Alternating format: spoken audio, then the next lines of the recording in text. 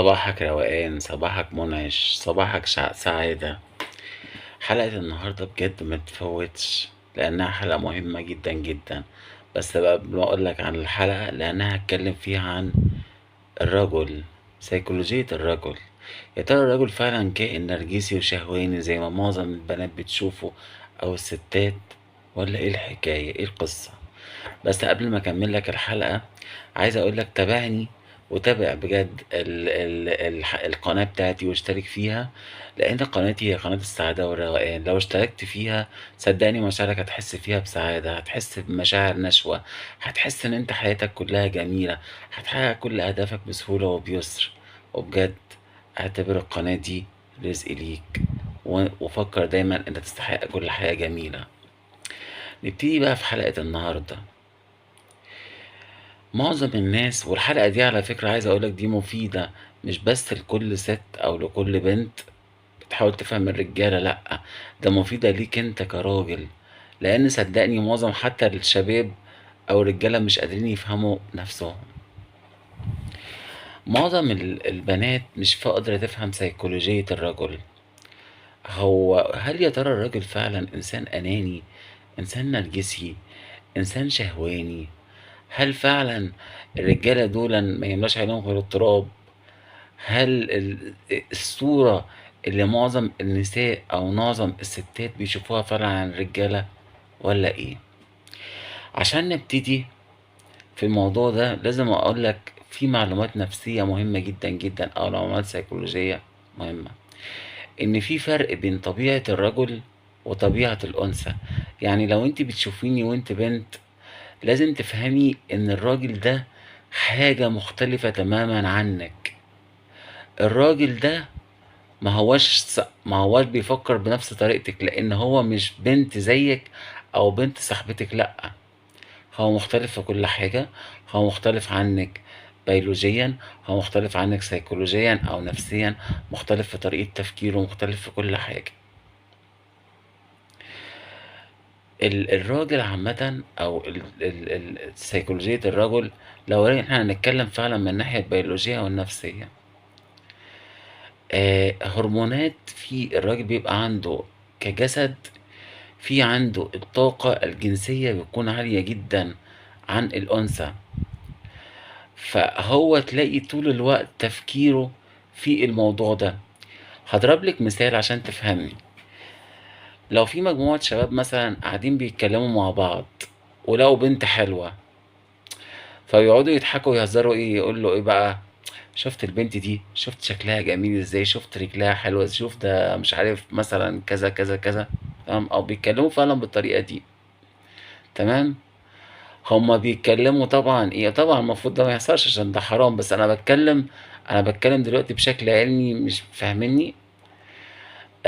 هما بيعملوا كده مش لان هما وحشين، لا، لان الهرمونز اللي عندهم، في هرمون اللي هو هرمون الذكورة ده بيتحرك عندهم لما يعني نقطة ضعف اي رجل عامة انه يشوف انثى جميلة. تمام. فهو بتتحرك المشاعر دي جواه من مجرد ما بيشوف هو أنثى جميلة، مش لأن هو مسخ أو لأن هو شهواني أو إن هو كذا، لأ، لأن في اللحظة دي ركزوا أوي معايا في الجملة دي، ركزوا أوي معايا فيها. في اللحظة دي هو حب الإنسانة دي ولو لحظيا. فطريقة تعبير الرجل عن الحب هي التفكير الجنسي أو الشهوة، اللي هي ايه، اللي هي اصلا الانثى بقى على الجانب الاخر بتشوفها ان دي حاجه حيوانيه وان ده انسان حقير وكده. تمام. مع ان الشهوه او موضوع الجنس ده اصلا ربنا سبحانه وتعالى حطه جوه الرجل وجوه الانثى عشان يتخلق منها اطهر انسان على الارض وهو الانسان. احنا كلنا جينا عن طريق الجنس، احنا حتى مفهومنا للموضوع الجنس والشهوة دي مفهوم مشوه، مفهوم غير صحي تماما.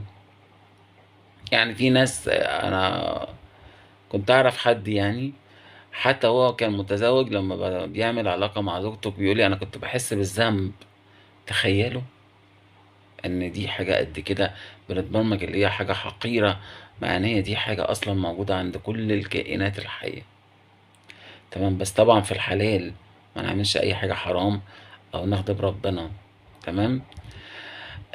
فهي مش بيقدروا الستات يفهموا الحتة دي عند الرجالة، ان هم دي طبيعتهم ان هم عندهم الهرمونز بتبقى عالية قوي، فبيفكروا بالطريقة دي. فطريقة تعبير الرجل عن حب المرأة هو ان هو يبقى عايز مثلا يقرب منها. لو هي زوجته مثلا يحاول ان هو يعني مثلا لو اتنين، مثال تاني، لو اتنين متجوزين والزوجة مثلا مزعلة جوزها، او جوزها مثلا عايز يصالحها، هتلاقيه يحاول يلمس ايديها، يبوسها، يحضنها، الحاجات دي. تمام. لكن بقى مش بيقعد بقى ايه ان هو هي المرأة بتقول له ايه ده، هو انت زهقتني، هو انت بتفكرش في الحاجات دي ليه؟ لان هي مش بتفهم طبيعته. دي حتة مهمة جدا. الحتة التانية زي ما انا قلت ان نقطة ضعف الرجل هو عينيه، يحب يشوف الجمال ده، لان الجمال ده طاقة انثوية اصلا. حاجة مهمة جدا ليك انت بقى كراجل، عايز اقولها لك، ان معظم الرجالة مشاعرها بتتوقف ان هي بتعبر عن حبها للطرف الاخر بان هي عايزة تعمل علاقة او كده في الجواز او في الجنس. ليه؟ ركز قوي معايا لو انت بتشوف الموضوع ده كرجل. لان احنا من طفولتنا بنتبرمج على ان انت لما بتعبر عن مشاعرك كرجل، معناه ان انت كده بتكون شخص ضعيف. يعني مثلا نفترض طفل، تمام، صغير قبل ما بيتبرمج، حصل له حاجة فبكى، يقوم مثلا ايه واحد من قرايبه يقول له انت هتعيط، انت هتبكي، ايه ده انت ما انتش راجل، في راجل بيعيط؟ فبيتعلم الطفل في العقل الباطن بتاعه ان انا لا، ده عشان احصل على ثناء الاخرين وان انا ابقى في قمة الرجولة، يبقى انا لازم الغي مشاعري، يبقى انا ما اعبرش عن مشاعر الحزن، ما اعبرش عن مشاعر الغضب، ما اعبرش عن مشاعر الحب. وعشان كده في شباب كتيرة جدا مثلا ايه، زوجة مثلا تقول له جوزها قول لي كلام حلو، يقول لا انا ما بعرفش اقول كلام حلو. هو فعلا ما بيعرفش، مش لان هو نرجسي او اناني والحاجات اللي بتظهر على في الفيديوهات اللي بتكره الرجاله في الستات دلوقتي، او بكره الستات في الرجاله، لا، لانه فعلا اتعود انه يكف مشاعره. تمام. وانه ما يبينش مشاعره او كده من ما هو طفل، لان هو بالنسبه له كده انا هعيط او ان انا هعبر عن حب، انا كده بتخلى عن رجولتي. مش لان هو سيء او لان هو لا، لان هو متبرمج من الطفولة ان هو كرجل يعني وكده، ان هو ما يعبرش عن مشاعره، فده بيكون غصب عنه فعلا. فعلا ما بيكونش قادر، لكن بيعبر عن مشاعره.